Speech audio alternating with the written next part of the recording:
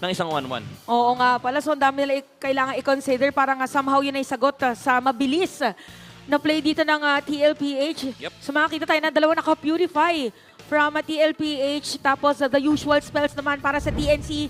Again, this is the final lap. Sino kayang magpo-full throttle para dito sa ating dalawang teams? Isang team na nag-aabang or magusto na makapasok sa upper bracket. Isa namang team na ayaw payagan ang goal na yon. Again, TLPH laban sa TNC Pro Team. Anything na i-expect ba natin for early game? As I expect more gold lane na control for both sides. Siguro, ang nakakatakot na lang dito for TNC no, is kapag napuruhan ng husto si Benny QT. So sila yung medyo kailangan mag-alaga sa kanilang gold lane. Kasi even if sabihin natin winning matchup naman yung hawak ni Benny QT, there's still that rotation that could come out from JP and Sanji. So medyo alaga gold lane for TNC, and for TLPH, lagi silang maghahanap ng potential trade, especially with the aggressive plays na pwede manggaling mula kay Carl TZ. Oo, parang ano to, paunahan na lang din para sa ating dalawang teams. And ngayon, medyo mabagal yung nagiging setup natin para dito sa dalawa. Parang kinakapalang muna nila dahil merong isang team na the usual, pero isang team naman na parang may bagong timpla na gustong gawin. Lagi pa ito nangyayari kasi nakita ko itong si Oheb ay naka-basic common emblem. No, parang ang goal niya ata dito ay mag-spam lang ng mag-spam no, ng kanyang mga skills. And dito sa may bandang itaas, may konting bakbakan galing si Trimar and si Sanford. I mean, very common naman na yung common emblem, no pun intended, sa mga marksman. Even kay Bruno, honestly, kino-common emblem na rin. It just provides natural sustainability sa lane, yung HP regen, yung mana regen, feels nice na hindi mo masyadong kailangan maramdaman na parang kailangan lagi kang nagre-regen, kailangan lagi kang umuwi. So, yun naman yung kinagandahan sa lane ng TLPH. No? It's very stable. But for TNC, nandun yung potential aggressive play ni Benny QT. Now na yung marksman, typically yung 1-1 ngayon is naka-marksman emblem na. So, adds a lot of things that is beneficial for the 1-1, yung attack speed, yung lifesteal. So, nadadagdagan yung aggression niya sa lane. So ito yata isa sa mga makikita natin sa buong MPL na medyo hindi agad nakakabigayin, pero depende yan kasi sinisimula na yung pagong. Ayun na, nagamit kagad dito yung Crimson Beacon habang si JP ay nabitawan yung kanyang Revitalist na ilayo. Itong si Zaida, lampasan sa 30% yung buhay ng pagong at maukuha ng ani Carlito. Si JP ba magiging sakripisyo pero makakuha pa sila ng kill. Yawi napatumba pero doon yung combo mula kay Trimar TZ. Pero nakasa pa na, grab. Alis mo na din si Sanford. Pwede Earthstrike ay naibitaw ni Sanji to zone out yung mga miyembro na hahabol pa dito kay San. Medyo, kalmadong team fight para sa dalawang teams natin. But definitely, nakuha dito ng TLPH. Yung turtle, para niyakap nila yung TNC kanina. At medyo kalmado lang din muna yung ating mga XP laners, the usual. Ang kanilang ginagawa. But 1-1 ang ating score lamang dito. Very minimal, TLPH. Yeah. Yung zone na ginawa ng TLPH, they just understand na hindi pwede lumapit dito yung Suyu dahil medyo overwhelming yung magic damage na meron dito yung TLPH. You have the Farsa, you have the Glue, the Gatot Kacha as well. So nararamdaman ni Zaida yung mga magic damage even under the immortal form.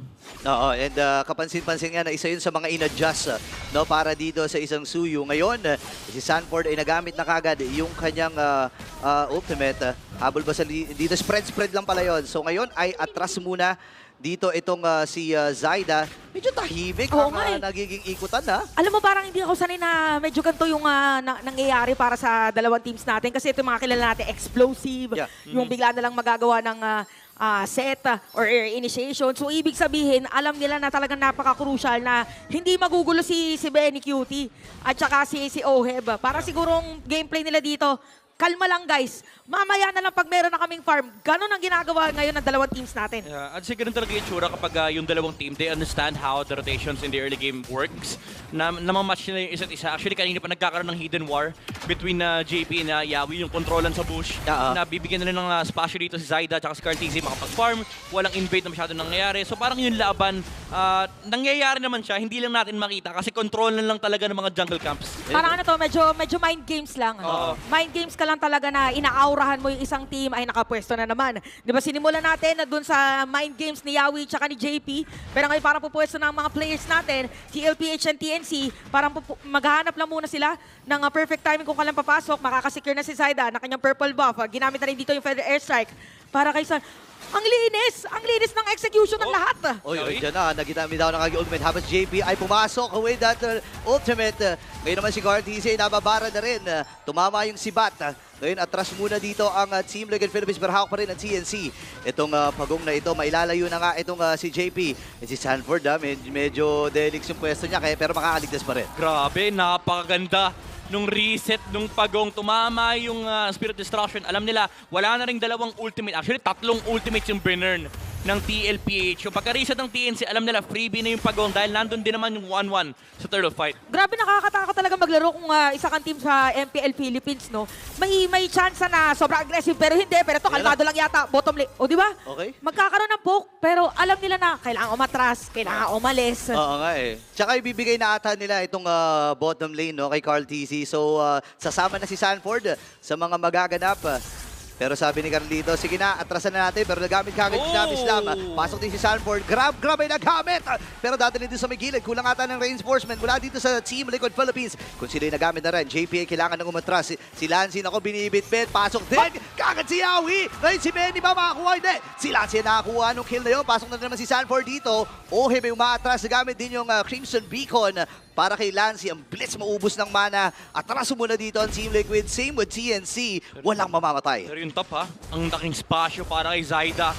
Iniwan ni Oheb yung top lane. Hindi pa nga niya nabasag ngayon. TNC pa yung unang makakakuha ng tore sa game na to. Just the overall macro na pinapakita dito ng TNC. Alam nila medyo mahina pa yung damage ng TLPH. Kulang pa yung kanilang firepower. So nakikipaglaro ng konti sila Yawi. Naghanap sila ng potential pick-off. Pero ready sila mag-disengage any given time. So even though naglalaban din naman yung TLPH, kinakite lang sila. Na-extend nila yung teamfight. Kung mapapansin nyo, sobrang haba ng mga nangyayari bago talaga magkano ng proper na kill or mga secure kill dito yung isang team. So another objective na naman para dito sa ating dalawang kupunan. So parang papantayin lang din ni Cartese doon sa may top lane na dahil free-flowing yung kanilang minion doon.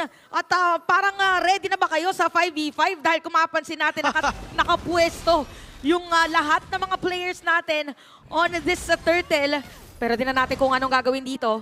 Okay. Ng mga players. Yawi dito umaabang din. Inaabangan niya ang pagkakataon na makita itong si Carlito. Ngayon pumasok ni Sanford. Tayo na siya ay gamit. Andito yung AOG. Naku, nagkatama na, nakalipad. Si Benny QD Carlito ay nakakuha ng kill. Pero habulin pa dito si Benny. Andun tatapang Cyclone Eye. Sanji with a kill. Atras muna si Saida dito pero makakaligtas din. Sabi ni Carl, sige, turn nga tayo dito kay Lancy. Kaya lang buhay pa rin at binababara ng Lantern.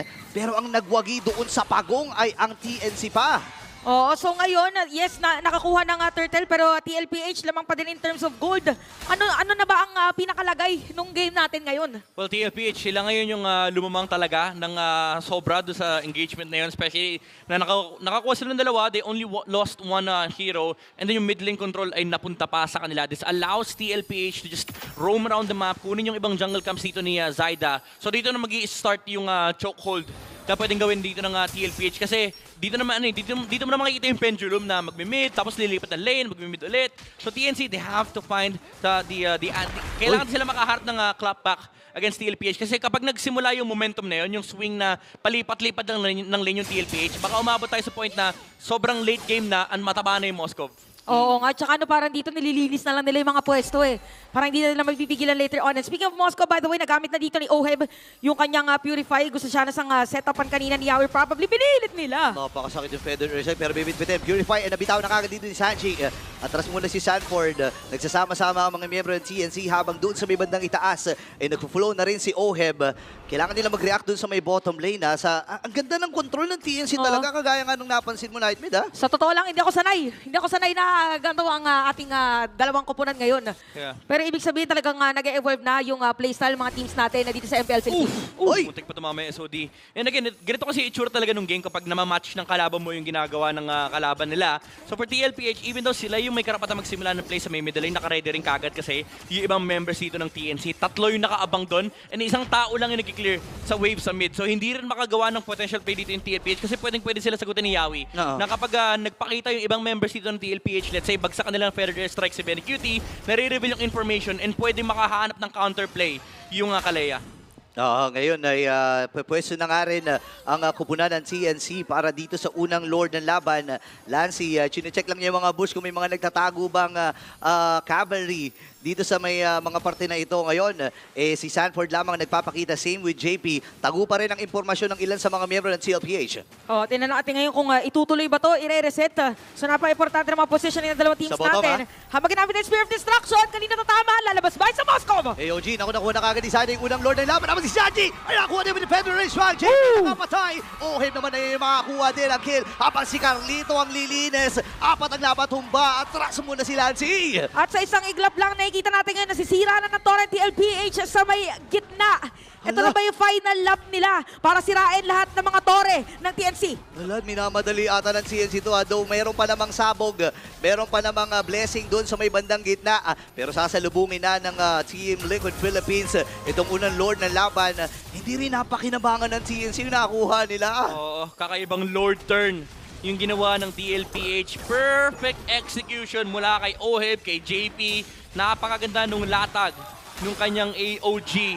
And for TNC, even though sila yung nasa pwesto, no, ang kinaganda kasi sila ng TLPH, hindi ka re-respetuhin yan. Kung pag nakita kong pwede kayong pasukin, pwede talaga kayong pasukin. Ayan, no, grabe, napakahapdi na rin talaga. Yung magic damage na nanggagaling dito sa Team Liquid Philippines ay sobrang taas. Dumating sa punto na kahit yung mga frontliners ng TNC ay hindi tumatagal, no? Tsaka parang yung play ngayon ng TLPH, parang may isa nagka-countdown na 3, 2, 1. Tsaka sila papasok lahat. Very coordinated. Yan ang gusto natin sabihin para dito sa side ng TLPH. For TNC naman, parang gusto nila gumawa na ganun din. Okay, si Sanford naman na mapipili nila dito. Bubuhatin ba? Nabuhat. Apat of the guardian na gamit. Pang-counter engagement shot. Pero nakalipad. Itong si Benny Cutie. Pero lumaban na si Carlito versus 4. Kaya lang mabibit-bit siya ni Lancy. Walang malakas sa marami, papi. At Team Liquid Philippines ay kailangan ng umatras. Okay, dalawa nakuha dito ng TNC.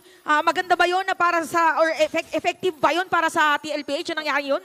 I would say no, kasi maganda sana nakuha nila yung tower sa may bottom lane. Although napababa nila yung HP, pero ang effect kasi na nawala dito yung dalawang miyembro nila is pwedeng mag-overtake ng mapa dito yung TNC. And it will allow Zyda to have this recovery kasi laki nung laki nung gap between Carl TZ and Zyda. Yung Joy and Suyu ay talagang importante yung matchup na to for these two teams. Kasi for Zyda, kailangan niya na even if hindi siya even if hindi siya nagsusurvive sa mga team fight, at least makapag-provide siya ng necessary team fight damage. Pero ito, inahabol siya. May plano, oy. Grabe. Dahil alam nila ngayon na nagamit ng Spear of Destruction, parang it's go time for TNC. Ayan, nilaban na nga Chinamis na may nagamit na si Daddy JB at ang ipapartner sila pero pumasok na rin itong si Sanford with a grab. Ngayon naman si Yawi ang mauunang mamamatay sa kamay ng Team Liquid Philippines. Si Carl TZ ito yung intercept. I-intercept ata. Ngayon si Carlito ay kailangan na yung matras sa gamit yung electrifying beats. Pero liliko muna ang Team Liquid at hahanap ng mga resources na malapit sa kanila. Okay, akala natin kanina yung side ng TNC yung may paggulat na play pero nabaliktad pa. Even yung na-secure naman.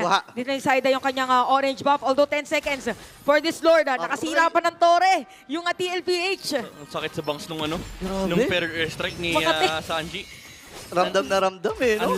Ang laking problema niyan sa totoo lang. Nahihirapan na. Tsaka alam naman natin na nabawasan talaga ng husto, no? Yung magic resistance no, ng isang immortal form para sa isang Suyu. Ngayon, yung Lord ay hahawakan ng Team Liquid Philippines at nagre-ready rin naman ng CNC. Meron naman sila information with 3 Martizi. So si Awi nakaamang din sa kanyang biglang pagtalon. And Lanzi! Si Sanford, yata ang bibigyan nila pero ready dito PLPH. Ayun na, nabitaw na kagad yung Chinamis na. Pero ito yung counter engage mula sa Team Liquid Philippines mga kalipad. Ngayon naman ay itong si Team Liquid Philippines ay mag-turn. Namatay na si Benny Cutie. Dalawang napatumba para sa TNC Pro Team. Napakaraming nangyayari at pwede na siya ibigay kay Carl TZ yung Lord lang at solohin ito. Oh wow, grabe. Grabe mag-bait dito yung TLPH. Parang ang dami mga moments na yung TNC nag-initiate pero maganda yung counter-engage nila. Yeah, medyo bitin din talaga sa damage output yung TNC. Yung follow-up pa hindi nila makuha. Wala silang burst damage. So even if iangat ni Yawi dito sa Sanford, mapapasama pa sila kasi again, napakadali na for the glue to be able to use that grab. Nakikita natin ilang beses pagtalon ni Yawi, nandun kaagad si Sanford sa ulo niya. Diba? Sobrang dali nang i-activate and ang mahirap dun kasi untargetable diba? Oo. Parang ang hirap, oo. Parang ang hirap. Iba na lang muna. Pero ito, hitting 2 birds with 1 stone. Ginawa ng TLPH, nakasecure sila ng Lord. Dadaan sa may top lane, tapos nakasira din sila ng inhibitor turret. 6.46k gold lead para din sa Cavalry. And for TNC naman, in terms of pag-clear kaya ng minion wave, pag the def, this is the first or second Lord of the game. Kaya pa kaya nila tong depensahan. Medyo bitin yung wave clear nila sa totoo lang. It's just the Suyo. So Ang kailangan talagang makaharap ng mga tending pwestuhan dito. Kaso isa pa nilang problema yung Feather Airstrike eh. Yun nga eh, no? Ang laki, ang lawak nung... May entry point. Oo, ang lawak nung nasasakop na posisyon ng Feathered Airstrike. Ngayon, nagbabantay ang CNC dito. Ready ba ang Cavalry na i-dive itong natitirang Torre sa gitna? Tingnan natin ngayon, masisira na nga yung Torre sa gitna, pero madedepensahan naman yung Lord. Merong minion wave na dadaan. Pinipilit pa rin ng TNC dito na dumepensa. Pero parang hindi mo na ipipilit dito ng TLPH. So ramdam ulit natin yung controlled aggression para dito sa TLPH. For TNC naman, alam mo talagang kalmado lang sila na, hindi, sige. Makaisang setup lang tayo, tsaka tayo magbibigay. But definitely sa mga napapansin natin, parang hindi masyadong nakaka-burst pag nakakalipad na si Benny Cutie regardless. And medyo nahihirapan siya kasi pagbagsak niya, wala silang nabawas eh. 10 bits talaga eh. Kasi ang isa pang kailangan isipin ni Benny Cutie dito, may Revitalize din na hawak si JP. Kumbaga, yung 1-1 na hinahanap natin, talagang lalabas lang to sa full late game na kapag kompleto na yung kanyang si Halberd, meron na rin siyang Malefic Gun or Malefic Roar. Kasi ngayon, medyo defensive items pa yung binibuild niya. Meron siyang Rose Gold Meteor and of course the Wind of Nature as well. Uy. Pero ang damage item niya lang is yung DHS. Uy, nako, plano ata nila na i-burst nitong si Sanford. Makakasama nga. Pero nakapickle din! Ano yung Abdul the Guardian? Natamaan! Itong si Lancy. Naku, delikado ata ang CNC. Kailangan nilang matras. Hahabol ba si Cartesi dito? Yung flow ng minion ay nakapabor para sa kanila. Yung top, mid, and bottom. At kailangan kumapit ng Phoenix Army. O sabi natin sa mga problema is the Feather Airstrike. Meron pa yung si Sanji para ipipilit na yata nila tapusin to. Mukhang disisit na ba? And the ball na ba to para sa TLPH? Ayun, nabitaw na nga kagad na mabibitawan din si Yawi. Namatay na nga kagad. At ang CNC Pro Team. Ready na kalipan si Benny Cutie dito. Pero ang tanong, kakayanin ba niya? At ang pagsugod ng Team Liquid Philippines ay tuloy-tuloy. At makuha nila ang Game 1. And just like that, makakaunang puntos dito ang TLPH. Napakalinis nung naging team fight nung dalawang team.